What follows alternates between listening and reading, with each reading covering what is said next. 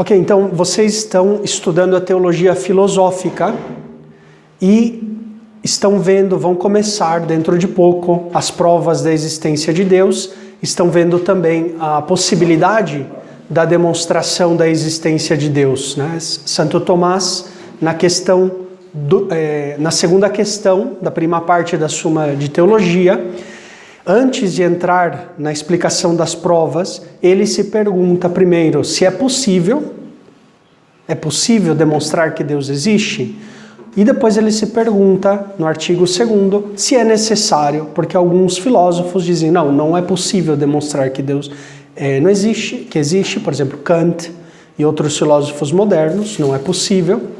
O agnosticismo, em geral, fala que não é possível demonstrar que Deus existe.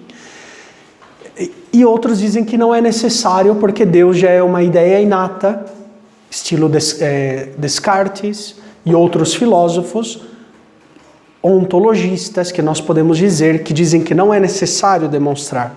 A ideia de Deus já é evidente. Santo Tomás diz que não é nenhuma coisa nem outra, ou seja, é possível demonstrar com o tipo de demonstração não quia, ou seja, não porque nós não vemos a essência de Deus diretamente, mas uma demonstração para obter quid. Não? Tudo isso será explicado ou está sendo explicado no seu tempo. E depois ele vai falar também que é necessário, porque não temos uma ideia inata de Deus, né? E não temos a visão direta da essência de Deus. Portanto, se necessita demonstrar. Contudo, surgiram na história, e ainda hoje é muito famoso, o argumento ontológico, chamado assim ontológico a partir de Kant. Antigamente era denominado o argumento assimultâneo.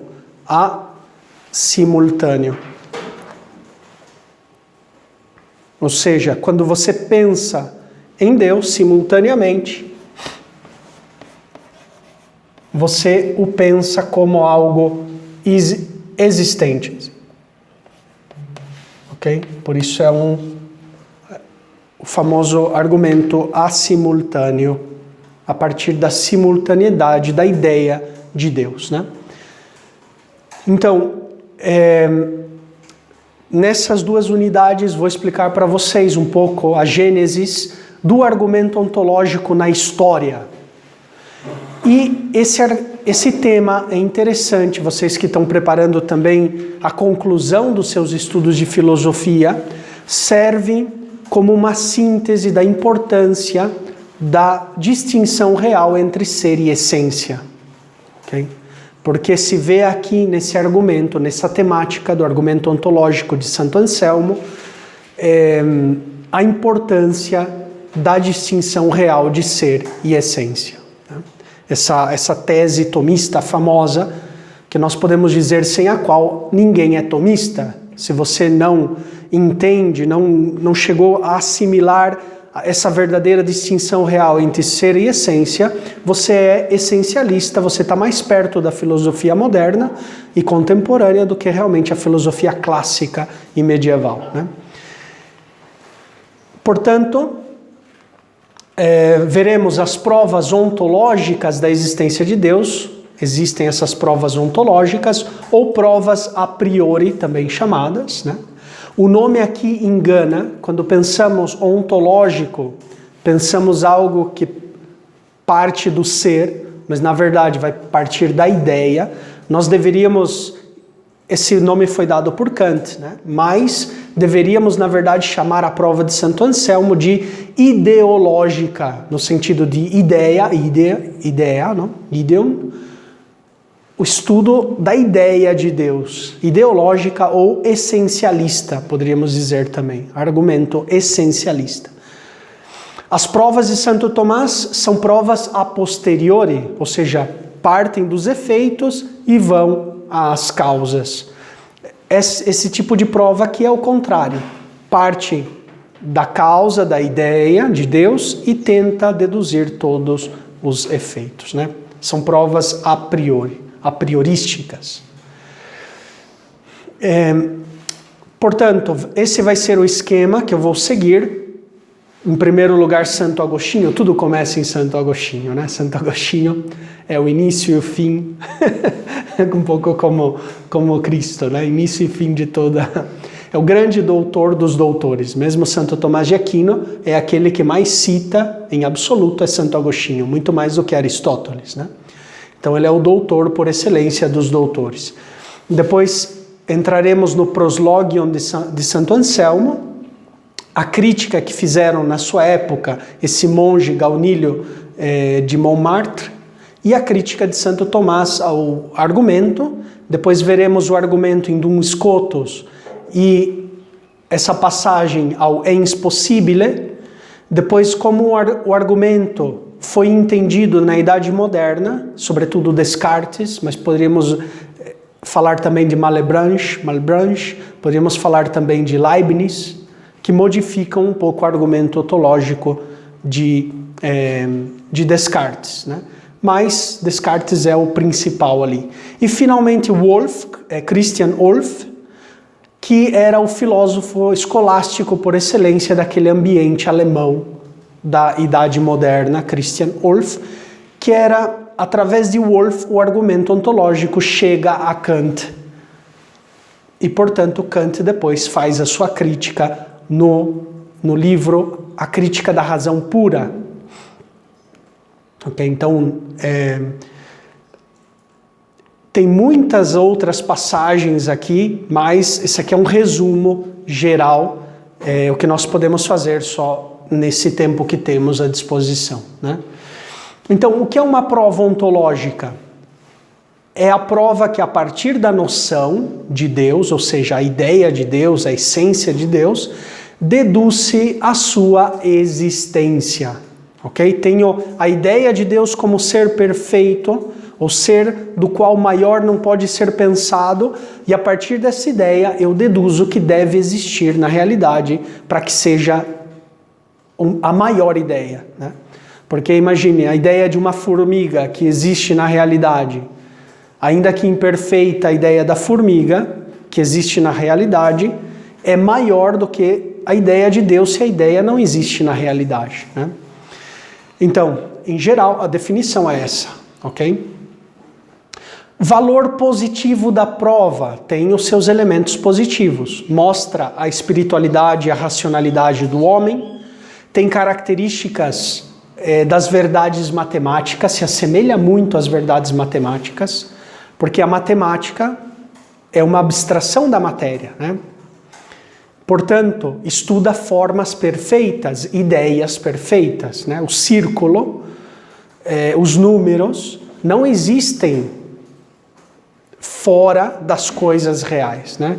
Então, ninguém viu por aí o 3, o 4, o grande, o pequeno. Toda a matemática existe graças à substância, ao ser das coisas, né? Portanto, a matemática gosta de fazer especulações com formas abstratas puras, que não tem nada a ver com a realidade, que são abstrações.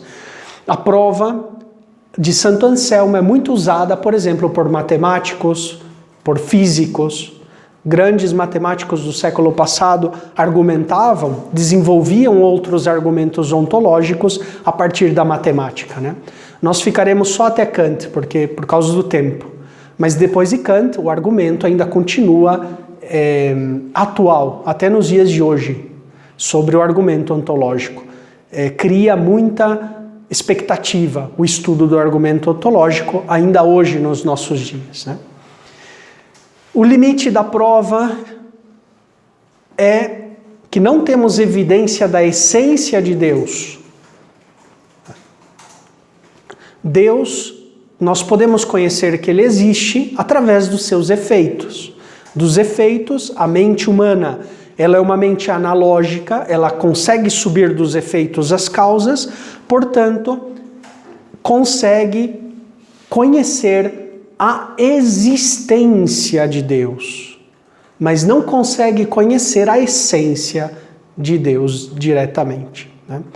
Então, pela razão, nós conhecemos a existência de Deus, os filósofos demonstraram que Deus existe, os grandes filósofos de ontem e de hoje demonstraram a existência de Deus racionalmente, mas nenhum filósofo é capaz de mostrar a essência de Deus, né? Porque necessitaríamos ter a evidência da essência de Deus para saber o que Ele é.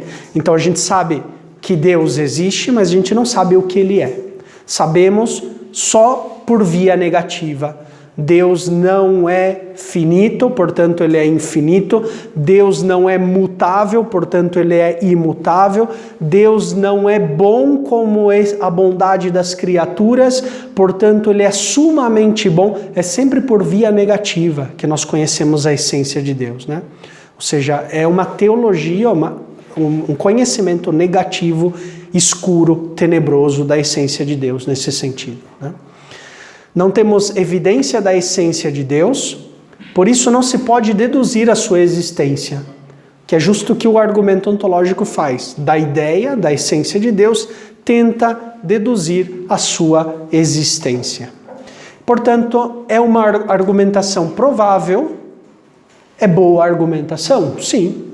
Temos que rejeitar essa argumentação ontológica? Não. É boa. Dá para a gente demonstrar a partir do argumento ontológico, mas é uma argumentação provável, não é metafísica em sentido estreito, né? Não é uma demonstração apodítica, é uma demonstração provável e de tendência essencialista, né? Veremos agora na história como se vai perdendo, se vai esquecendo o ser e vai se exaltando a essência.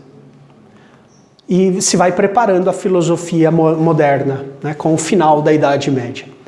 Então, começamos com Santo Agostinho, na Doutrina Cristã, no livro 1, capítulo 7,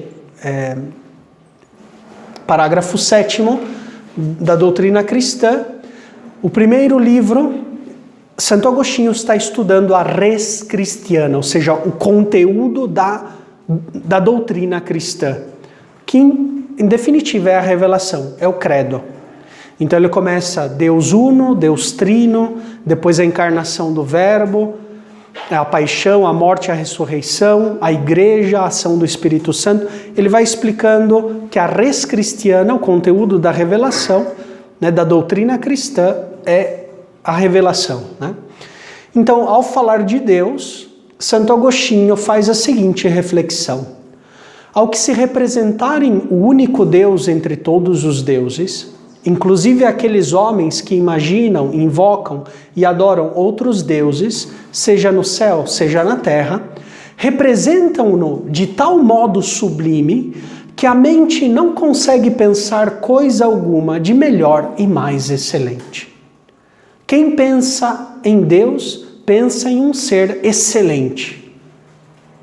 O mais perfeito de todos, o melhor e mais excelente de todos. Depois Santo Agostinho continua falando que tanto os materialistas quanto os espiritualistas, quando pensam em Deus, pensam em algo mais excelente do que tudo. O filósofo materialista pensa Deus como um corpo excelente, uma matéria a mais sublime de todas. Quem é espiritualista, o filósofo espiritualista pensa Deus como o espírito mais excelente de todos, o mais imaterial, o mais perfeito, né? Portanto, todos, contudo, porfiam com afinco para adotarem Deus de excelência suprema. E não se pode encontrar pessoa alguma que pense haver um ser melhor do que Deus. Isso aqui já é o primeiro passo para o argumento ontológico de Santo Anselmo, né? Assim todos pensam unanimemente que Deus está acima de todas as coisas. Okay?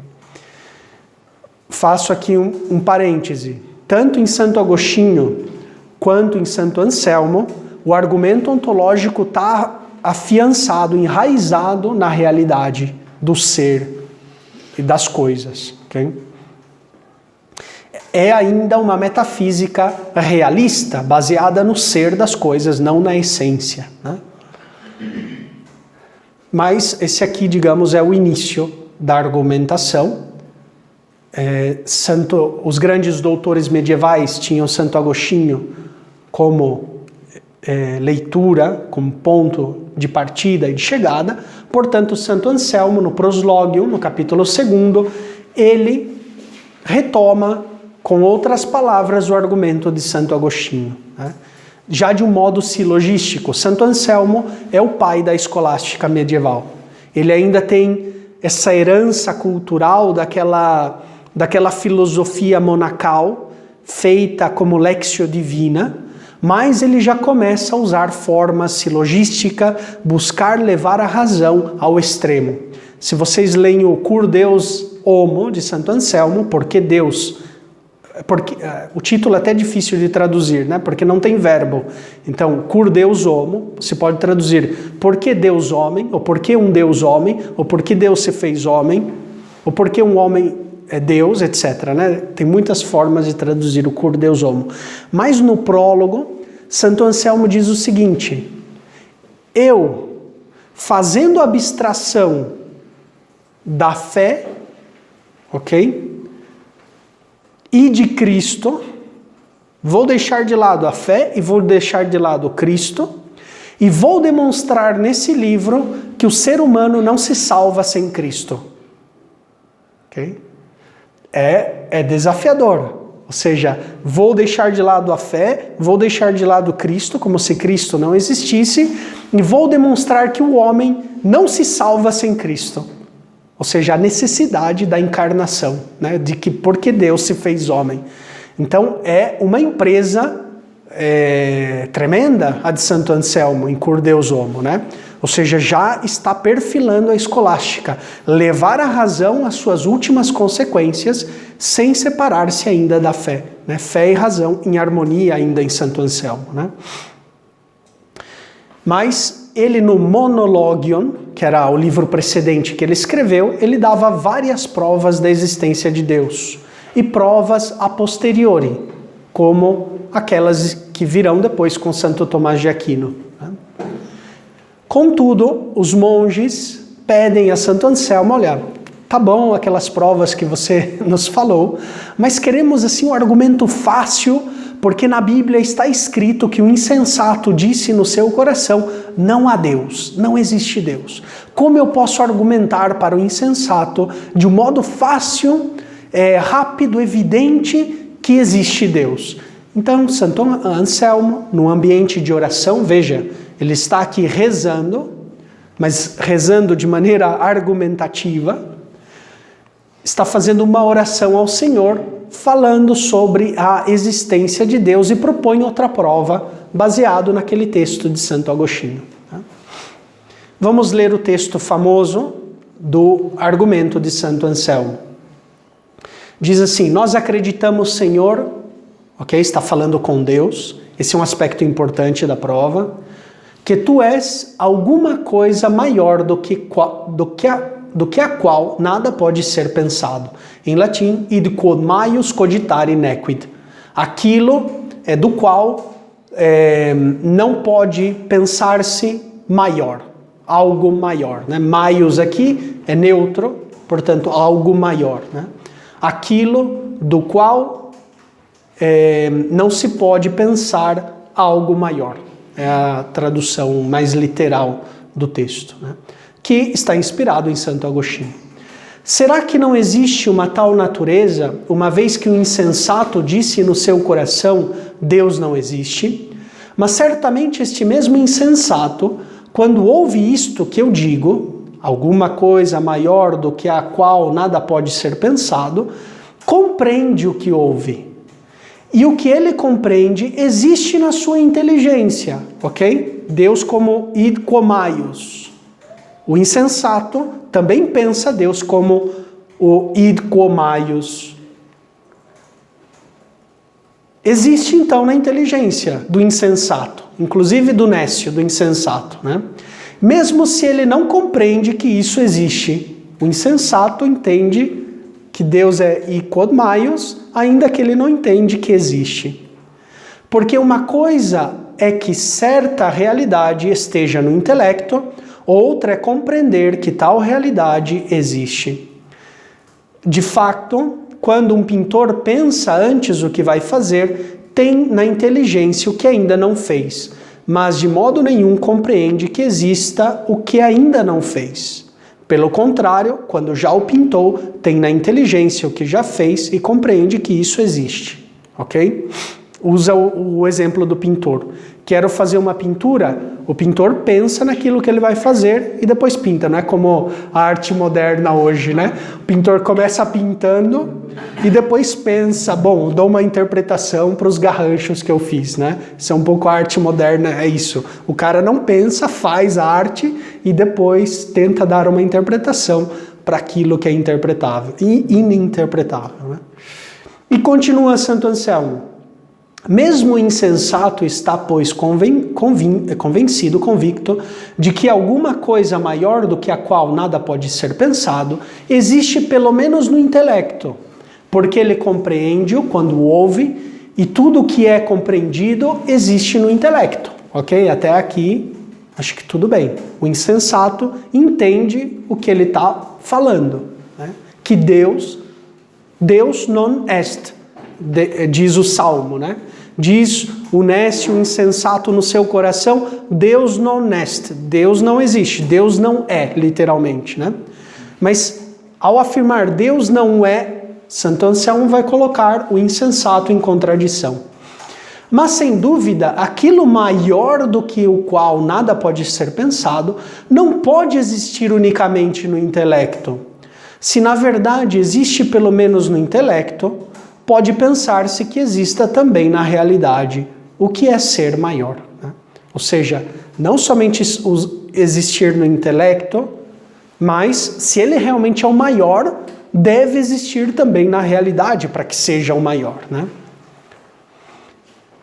Se, pois, aquilo maior do que o qual nada pode ser pensado, ou seja, id comaius cogitare nequid, existe apenas no intelecto, então aquilo mesmo maior do que o qual nada pode ser pensado é algo maior do que o qual algo pode ser pensado, ou seja, cai em contradição, se não existe na realidade, né? Mas isto é claramente impossível, ok? Porque não seria o maior, essa é a argumentação de Anselmo. Para que a ideia de Deus seja maior, tem que existir na realidade, porque senão não é a maior ideia. A ideia de uma formiga, ainda que imperfeita, mas que existe na realidade, seria uma ideia mais perfeita, deste ponto de vista, do que a ideia de Deus se não existe na realidade. Portanto, existe, pois, sem a menor dúvida, alguma coisa maior do que a qual nada pode ser pensado, tanto no intelecto como na realidade. Ok? Essa é a prova de Santo Anselmo para retorcer a argumentação do insensato que diz Deus non est, Deus não é, Deus não existe, Deus não tem o ser, né? Ok, então, faço um parêntese, essa prova, em primeiro lugar, parte da realidade, ou seja, para Santo Anselmo, Deus existe realmente, ou seja, as coisas existem, ele parte de uma filosofia realista, ok? Uma filosofia do ser, concreta. Santo Anselmo não é idealista, mas a partir dessa verdade que ele já obteve no Monologium, por isso nós temos de ler o Monologium, ou melhor, o Proslogium, junto com o Monologium, ok? Ele já defendeu a realidade de Deus no Monologium, o Proslogium é um argumento de retorção. Eu quero retorcer o insensato que pensa que Deus não é. Ok? Então, já foi demonstrada a existência de Deus a partir de uma via a posteriori no Monologium, agora eu retorço o insensato a priori, porque ele pelo menos pensa em Deus como id comaius. Ok? Essa é um pouco a argumentação de Santo Anselmo. E aqui, segundo o meu modo de ver, é a má interpretação que fizeram de Santo Anselmo, colocando Santo Anselmo como essencialista, como idealista. Não é bem assim, ok? É um argumento de retorção. Se você não aceitou o que eu argumentei no Monologium, pois agora eu retorço o teu argumento e você pensa a Deus como algo maior que existe. Portanto, deve pensá-lo também na realidade. Ou seja, o Proslogium, a correta leitura do Proslogium leva ao Monologium outra vez, né? Mas tudo bem, a história é como é, e já imediatamente os santos monges da época, que o prior do mosteiro de Montmartre, Marmoutier, do mosteiro da abadia de Marmoutier, na França, escreveu um livro em defesa do insensato, o Liber pro Incipiente, né, para defender o pobre nécio, o pobre insensato que diz que Deus não existe. E nesse livro de Gaunilon, ele afirma que se pensássemos a ilha paradisíaca, a mais bela do universo, com assim aquelas águas transparentes, aquela areia branca, aquelas palmeiras, aquela brisa suave, os peixes, a natureza, o verde, pensássemos a ilha mais bela do universo, não segue necessariamente que tal ilha exista fora da minha mente. Algum pode dizer, padre, lá na minha terra, não sei, Recife, Alagoas, sim existe a ilha mais bela do mundo. Né? Mas a crítica de Gaunilo é essa passagem do pensar ao ser, não segue necessariamente, ok? E Santo Anselmo responde ao abade de Marmoutier, dizendo que a prova que ele faz no Proslogium se aplica somente para o Criador, não para as criaturas, ou seja, para o ser absoluto, não para os seres relativos, os seres contingentes. Essa é a argumentação de Santo Anselmo contra o livro em defesa do insensato, de Gaunilon. Santo Anselmo diz, não, mas isso não se aplica às criaturas, só se aplica ao Criador, porque ser em Deus, e de fato é assim, né? Ser e essência em Deus coincidem, e só em Deus coincide ser e essência. Em todas as outras criaturas existem distinção real de ser e essência. E veremos que depois os outros filósofos já pegam o argumento de Santo Anselmo, do Proslogium de Santo Anselmo, e já começam a confundir ser e essência também nas criaturas. Ok? Não sei, tem uma pergunta aqui? Eu ia perguntar, e também meio que uma pergunta, meio que não, mas porque mesmo a ideia de uma ilha perfeita e tal é meio contraditória, porque não tem como ser perfeito desse modo alguma coisa contingente. Contingente, exatamente, porque ser e essência na ilha perfeita, belíssima, não coincidem. Em Deus, ser e essência coincidem. Nas criaturas, nas coisas criadas, não coincidem ser e essência. Pelo menos na visão clássica da filosofia medieval e clássica. Veremos em seguida que antes, né? Depois tem a crítica também de Santo Tomás de Aquino ao argumento ontológico. Mas veremos que depois os filósofos, a partir de Duns Scoto, começam já a identificar ser e essência também nas criaturas, e por isso ganha muita relevância o argumento de Santo Anselmo, e até os dias de hoje, porque nós vivemos em uma filosofia essencialista, ou seja, de ideias, né? Então é aquela que tem mais fama. Mas Santo Tomás de Aquino, na Suma de Teologia, na Prima Pars, nesse artigo 1º, na resposta à segunda objeção, onde ele apresenta o argumento de Santo Anselmo, ele diz assim: talvez quem ouve o nome de Deus não o intelige, né, não o compreende, como significando o ser maior que o qual nada possa ser pensado, pois alguns, inclusive, acreditam ser Deus corpo. Né? Ou seja, já Santo Tomás de Aquino diz assim, que essa ideia de Deus como idkomaios não cola bem, porque tem gente que pensa que Deus até é uma pedra, que é uma estátua, que é um gato lá no Egito, que é uma vaca na Índia, né? Um ser corpóreo, um ser animalesco, etc. Né? Então, esse idkomaios falha muitas vezes, né, em algumas pessoas.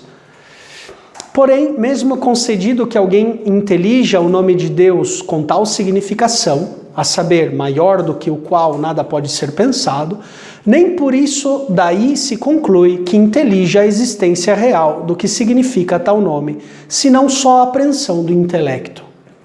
Okay? Então, se pensar Deus como ser excelente não significa que de aí derive a existência, necessariamente, mas só que ele existe como ente de razão na minha mente.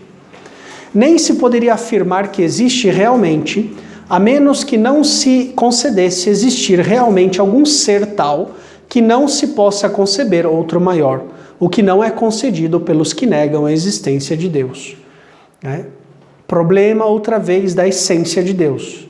Nós sabemos da existência de Deus pela razão, mas a essência de Deus nós não conseguimos conhecer por argumentação positiva. É sempre a argumentação negativa na lógica. Okay? Por negação. Deus é não finito, portanto é infinito. E assim. Eu me perdi agora na conclusão. Eu entendi a última vez na parte de dizer que mesmo que alguém entendesse a ideia, a essência de Deus quanto aos outros, isso não quer dizer necessariamente que vai existir a ideia na realidade. Ok? Porque para Santo Tomás de Aquino, o grande limite do argumento de Santo Anselmo é uma passagem ilícita da essência para a existência. Ok? Da ideia para o real. Que deve ser o contrário. Nós devemos ir do real para conhecer os conceitos. O modo humano de conhecer de fato é isso. Nós partimos da ideia, ok? E a partir da ideia subimos, ou seja, abstraímos conceitos universais, né? A partir, da realidade, abstraímos os conceitos da realidade, esses conceitos universais, né?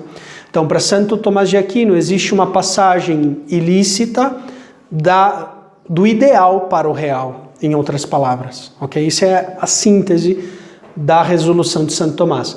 Contudo, não sei se eu coloquei aqui. Vamos ver.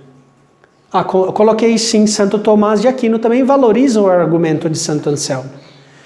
Ele diz que é útil para demonstrar a existência de Deus quando você já demonstrou pelas vias a posteriori, ou seja, dos efeitos até a causa. E ele diz na Summa Contra Gentiles, no livro 1, no capítulo 11, tem aqui o texto em latim, é mais rápido, vamos direto ao português, diz: não é inconveniente poder pensar se algo maior do que algo existente, realmente ou mentalmente, a não ser para aquele que concede existir na realidade algo do qual não possa pensar maior. Ou seja, em outras palavras, frase um pouco complicada, acho que é mais fácil ler no latim diretamente, mas o que ele está querendo dizer aqui, eu fiz uma tradução rápida também no português, né? Mas o que ele está dizendo? Quando você já aceitou que Deus existe na realidade, por uma prova metafísica, a posteriori, não é inconveniente demonstrar que essa ideia que você já conheceu na realidade também é esse id quod maius. Então, você poderia dizer que não se pode usar em via invenciones para chegar à sua existência, mas em via judici, vendo depois que sabe que existe esse ente, se pode chegar à necessidade dele pela sua própria Exatamente. existência. Que nessa linha, Santo Tomás, exato, ou seja, você para invenciones, inventio significa encontrar, né? Para encontrar a Deus, para entender essa inventio. Havia invenciones justamente para nós, nesse mundo, é através das coisas criadas. Nós, pela capacidade analógica. E esse mesma argumentação aqui respeita também a ideia de Santo Anselmo. Santo Anselmo pensava justamente isso, ou seja, uma vez que eu já demonstrei que Deus existe na realidade, eu posso retorcer o insensato, dizendo que ele pelo menos tem a ideia. Portanto, se ele tem a ideia, eu posso levá-lo também a saber da realidade de Deus, né?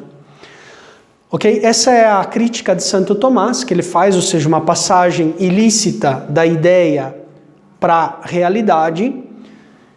E depois ele diz, bom, mas é um argumento útil, uma vez que você já demonstrou a existência de Deus, né? A coisa começa a complicar-se com o início das filosofias essencialistas, com o beato, grande beato, defensor da Imaculada, Duns Scoto. Ok? E aqui eu intitulei Duns Scoto, o ens possibile e o esquecimento do ser. Essa frase de Heidegger, do esquecimento do ser, ele interpreta a história da filosofia como o esquecimento do ser, e ele aplica para toda a Idade Média, mas isso é falso, porque São Tomás de Aquino, nós vimos, a sua metafísica, uma metafísica fortemente do ser, né? E não da essência. E o início da metafísica essencialista. Diz assim Duns Scoto, na Ordinatio Secunda, na distinção 12, na questão 2, né? Quod aliqua essentia sit extra causam suam, et quod non habeat aliquo decit, quod sit essentia, es mi contradictio. Ok? Então, em outras palavras, coloquei aqui a tradução.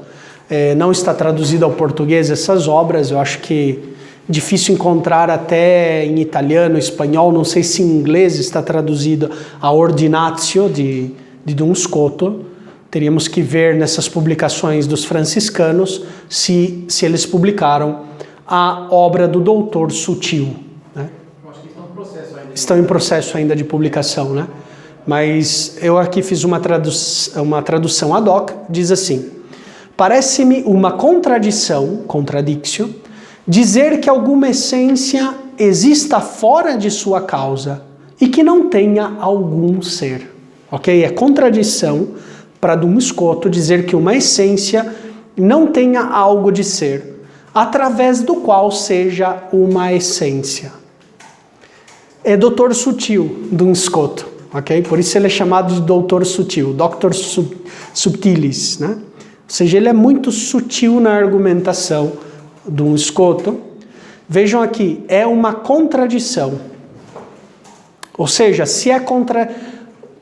o que é contradição é impossível, ok? O que é contraditório para Duns Scoto e para a lógica daquela época, o que é contraditório é impossível. Portanto, não é possível que alguma essência exista fora da sua causa, ou seja, o ser, né? E não tenha algum ser, através do qual seja uma essência. Pelo amor de Deus, né, diremos, Duns Scoto ainda é um clássico da Idade Média, é um grande autor da Idade Média, é a escolástica ainda de ouro, período dourado da escolástica, Duns Scoto, né? Depois virá outros autores que se inspiram em Duns Scoto, que vai levar a metafísica mais para a essência do que para a existência, né, para o ser. E continua depois nessa questão da Ordinatio. Deus est quo cognito sine contradictione, ou seja, a contradição me diz se algo é possível ou impossível, maius cogitario non potest sine contradictione, doutor Sutil. Né? Olha só, Deus vamos traduzir assim, uma vez conhecido sem contradição, não pode ser pensado, cogitare, maius sem contradição. Ok? Ou seja, ser é igual a não contraditório. Ou seja, o ser para Duns Scoto é ser possível. E aqui já, ou seja, estritamente falando, Duns Scoto não é essencialista ainda, né? Mas nós estamos caminhando para lá. Ele já coloca alguma atualidade na essência, ok? A essência tem algo de ser por si mesma. A essência, em comparação ao ser, é potência, né? O ser é ato que atualiza as essências. Portanto, para Duns Scoto, Deus é aquele que o que uma vez conhecido como possível, vamos traduzir assim, sem contradição, Deus é aquele que uma vez conhecido como possível, não pode ser pensado maior, né, ou algo maior, sem contradição, né, de um modo impossível. A filosofia começa a andar nessa linha, do ens como ens possibile. O verum ens é já o ens possibile, ou seja, o ens que não é contraditório. Portanto, olha só, estamos passando sutilmente, como o Dr. Sutil, de uma metafísica para uma lógica. Ok? Não sei se vocês conseguem aqui notar. Depois eu vou enviar aqui para os alunos, eu envio esse PowerPoint, leiam com calma. Talvez você poderia dizer que não está errado em si ainda, só que a mudança do ordem, de começar com o pensamento lógico, possibilidade de não contradição dos termos, até a sua existência, esse é o problema, que ele troca a ordem Exatamente. que depois pode terminar em os outros filósofos que cortam até a existência e ficam mais sabidos. Exatamente. Ou seja, a argumentação do uso do argumento ontológico de Santo Anselmo aqui em Dum Scoto não parte, como partia em Santo Anselmo, da ontologia, mas parte da lógica, ok? Eu estou usando os instrumentos da lógica para dizer que não é contraditório a ideia de Deus. Portanto, se ela não é contraditório, é possível. Se é possível, toda essência que é possível tem que ter a existência, ok?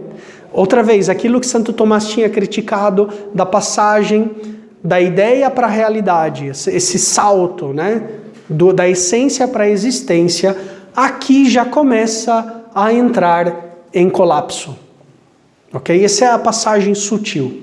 Mas vocês vão entender um pouquinho mais vou dar um pequeno salto na história, diretamente para Descartes, mas Dum Scoto tem sido o grande filósofo da escolástica, ele e Occam, né? Occam, Santo Tomás de Aquino, coitado, sempre foi muito mal conhecido, até no século passado, até os dias de hoje, né? Muito da escolástica, inclusive aquela dominicana, etc., da Idade Moderna, se baseava num Tomás de Aquino muito eclético, já com uma mistura de escotismo, de nominalismo, tinha uma vertente de Soares, sobretudo, com a escolástica jesuítica. Soares é muito eclético, ele sintetiza Santo Tomás, Scoto, Occam e diversos outros escolásticos, né? E a escola tomista da Idade Moderna é muito eclética, toma muito de Soares, toma muito de Dum Scoto, etc., né? E por isso se alimenta muito de uma filosofia essencialista, ou tendentemente essencialista, né? Tem esse esquecimento do ser. E Descartes, do ens possibile, agora damos um passo a Deus como o ens perfectíssimo. Na quinta meditação, ele diz assim: se pelo fato de eu conseguir tirar a ideia de uma coisa na minha mente, se conclui que tudo que eu percebo clara e distintamente como pertencendo a esta coisa, lhe pertence de fato, ok? Então, se eu na minha mente tenho uma ideia clara e distinta da ideia de Deus, e eu falo, Deus est, Deus existe, eu tenho essa ideia clara da existência de Deus na minha mente, portanto, essa coisa lhe pertence de fato na realidade. Ou seja, aqui já estamos na igualdade de ser e essência, né? Não será isto uma base possível para um argumento para provar a existência de Deus? Ok?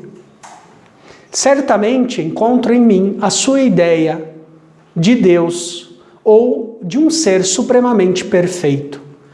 É aquilo que encontro dentro de mim tão seguramente como a ideia de qualquer figura ou número. Ok? Então, as ideias matemáticas são ideias imutáveis, perfeitas, eternas, por assim dizer, né? Mas eu também tenho outra ideia perfeita na minha mente, Não só a ideia dos números, porque o 3, onde vocês acham? O 3 não existe. Existe 3 cadeiras, 3 casas, né?